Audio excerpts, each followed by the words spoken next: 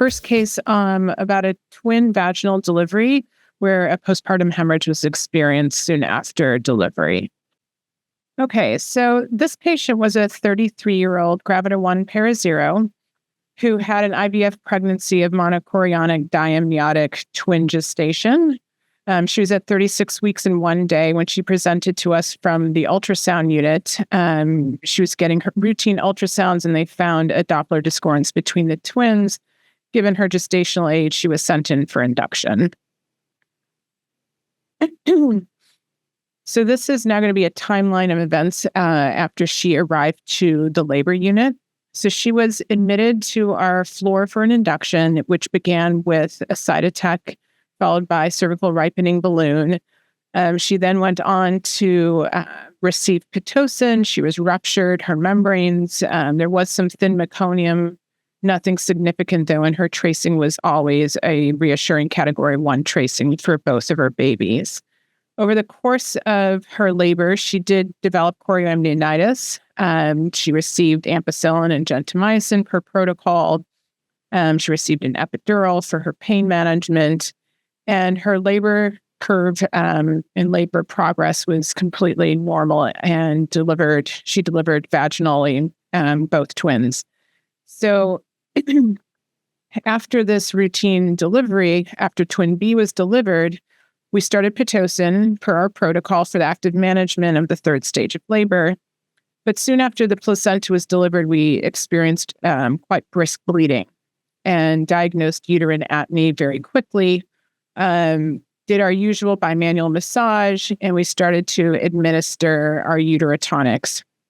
So she got a dose of Methergin, followed by 3 doses of Hemabate. She got an antifibrinolytic.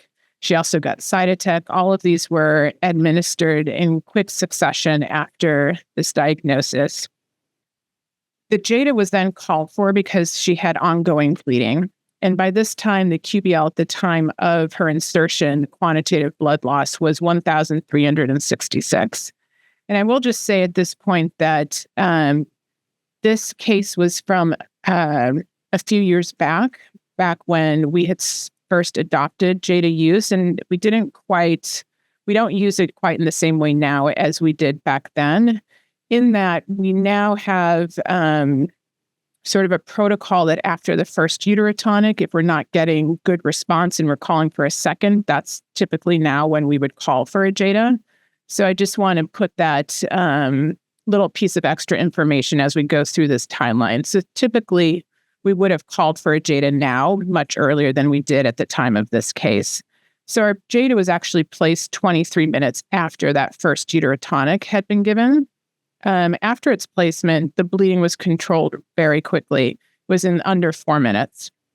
And at that time, only 90 cc's of blood had been collected in the canister after placement of the JADA.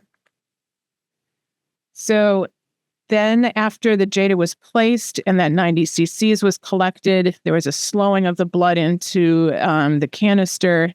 And the total time actually that the JADA was in place, the JADA was removed at that time when our total blood loss was estimated to be 2,500 cc's.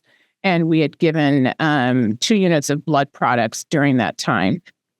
So what's important to see here is just that over the course of this case, she was a patient who came in with a risk factor for PPH, for postpartum hemorrhage, in that she was twin delivery, so multiple gestation.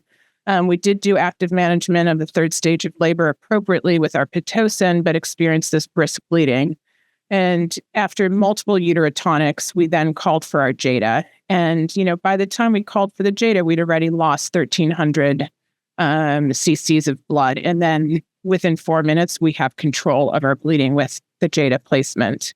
We did transfuse her 2 units out of concern that, the estimated blood loss was 2.5 liters. So the team did give her those 2 units, and she ultimately did really well. And her routine was discharged home on postpartum day 2. She didn't require any further uterotonics or any additional medications after that JADA was placed.